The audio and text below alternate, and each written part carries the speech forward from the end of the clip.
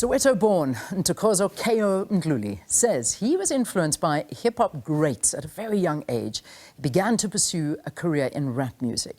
He soon formed the group Teargas, which left behind a huge legacy in the South African music with 4 classic albums. Now, having been launched into stardom, K.O began to collaborate individually with artists such as AKA and L-Tido. He's going to have to correct me on that one. In 2013, he formed the well-known entertainment and lifestyle company Cashtime Life, through which he released his smash hit Caracara, which is often credited with changing the sound of South African hip-hop. Caracara managed to top digital radio and television charts regionally and became the first South African rap video to hit 1 million views on YouTube, and the first rap song to be nominated in the Song of the Year category at the South African Music Awards. But now, more recently, K.O entered the fashion industry by launching his own clothing line, Skanda World. And not to mention the latest single that he's just dropped. He joins us in studio now. It is so nice to have you. Welcome. Thank you so much for a great intro as well. Just one point of correction. Go for it.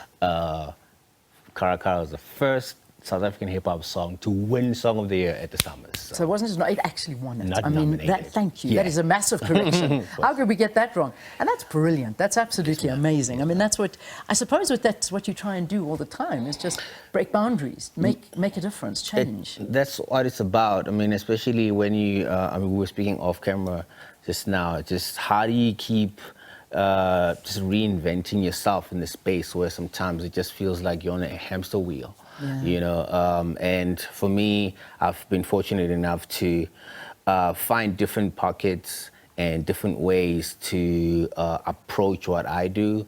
I mean, recently, like 2 years ago, another record I just saw now on YouTube, we just did 50 million views on Sete.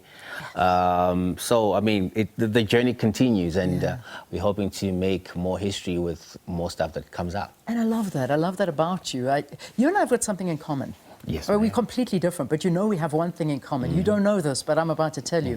You and I are twins almost by sort of a good separation of years. You're the 13th of October, right? Yes. I'm the 14th of October. Oh, yeah. Amazing. So it is a common link of just wanting to do the best with what you have available to you. Absolutely. And longevity.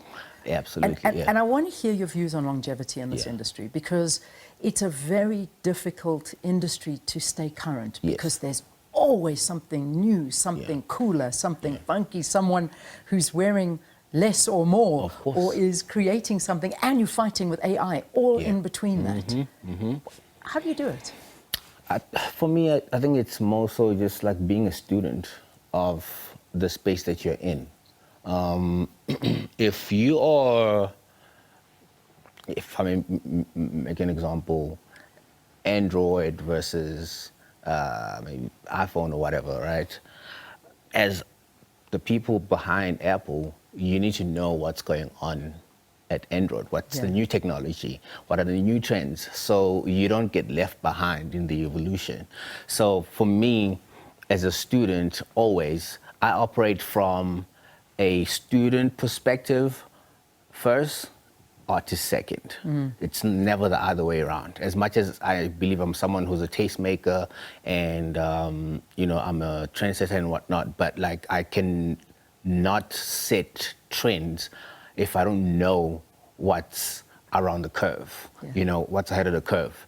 So it's just being able to forecast and being able to tap into those things before, you know, the rest of the world, you know, engages with them. So to me, that is sort of kind of like a cheat code that I've, you know, kept in my arsenal, and it seems to have been working so far. So that's I think what's also, and what we learned from you, I mean, because we've, you know, you've been called a pioneer in this industry, which is a beautiful title to hold, one that comes with a lot of weight, obviously, and a lot of pressure at the same time.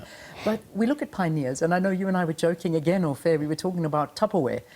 It's a simple conversation, but it's a conversation everybody can relate to. Absolutely. They were pioneers, and somehow something's gone wrong.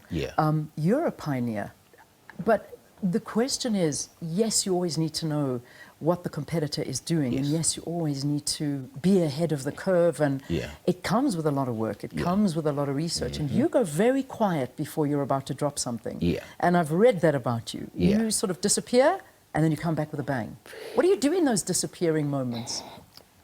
Recalibration, you know, just re-energizing, and then also just sometimes you need to give people or like the space a moment to sort of kind of, you know, hit a reset on your brand, almost kind of like to feel some type of void that, hey, where is such and such, you know, so that when by the time you re-emerge, it's almost like new energy, and they are actually people, they are ready to receive you again.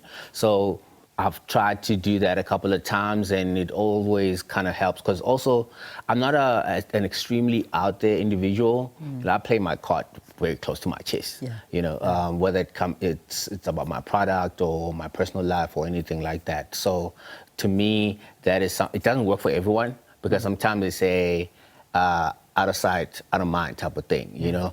You need to still figure out a way to still be present, even though you're not necessarily, you know, in people's faces. Oversharing. Yes, ma'am. Oversharing your life and oversharing everything. Again, something we may have in common here. You made, especially, I mean, as we're in Heritage Month, it's nice to speak about something like this, but you made rapping in your mother tongue and home language something cool. And I think that is perhaps one of the reasons as well, is, you know, we tend to follow what the Americans do and the rest of the world does, but this is the market, this is home, this is what people are craving, and you gave it to them. And was it a brave thing to do, or was it just that was natural, the real thing to do? So academically, I was fortunate enough that like I went to varsity and graduated in public relations management.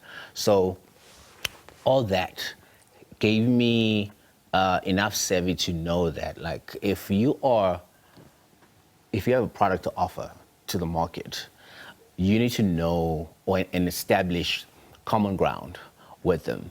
And beyond just rapping in vernacular, because that's something that some of my predecessors were already doing, I felt like what was missing is just like the overall presentation that actually almost like exuded top to bottom South Africa, whether it's the style of music, just the sonics, the way that you dress, all those things we had to pull from our very own culture so that we are more relatable, more than pulling from an American artist and then rapping in vernacular, because I just felt like there was some type of a disconnect there. So trying to tick all those boxes was a bit of a challenge, but when we finally got it right, I guess maybe we owe all the success to that formula. I love that, and I love what you said, because I was sitting in a meeting not so long ago, and we were talking about the complexes of being South African sometimes, is that we always drop we are South African and try and always say, you know, we're African, and no, we embrace Africa, and we want to be African. It's like, hang on, we're South African, and it's a complex about that, and you're not. You're not saying that. This is, yes, of course, we're part of Africa, but primarily we are South African and embracing the cultures that we have here in our country and everything else. It's important to focus on things like that. Because we have a unique story, you know. The African story is beautiful. But that comes with certain stereotypes and broken communication in how that message gets conveyed to the world, or how the preconceived idea of what Africa is about.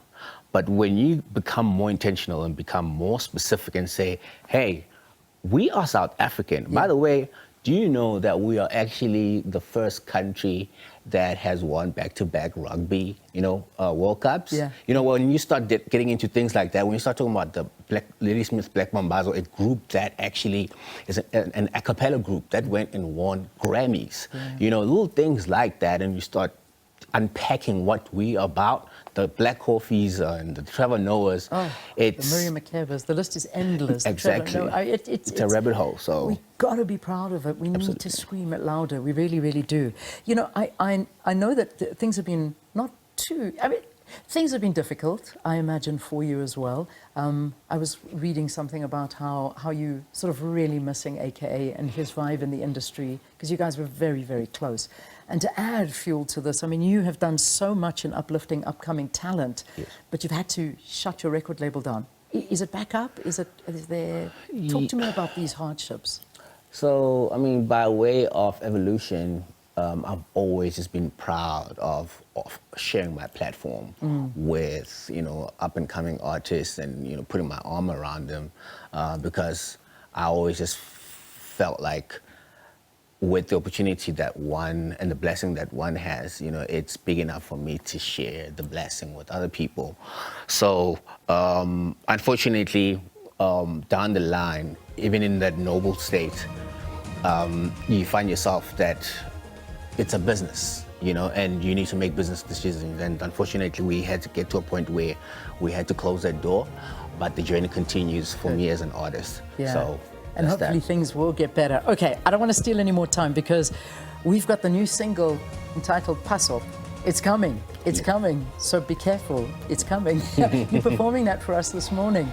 Yes, it just literally came out a couple of hours ago. The video is coming out in the next couple of days, and the video is also coming out in the next. The album is also coming out next month. Actually, 4 days after my birthday.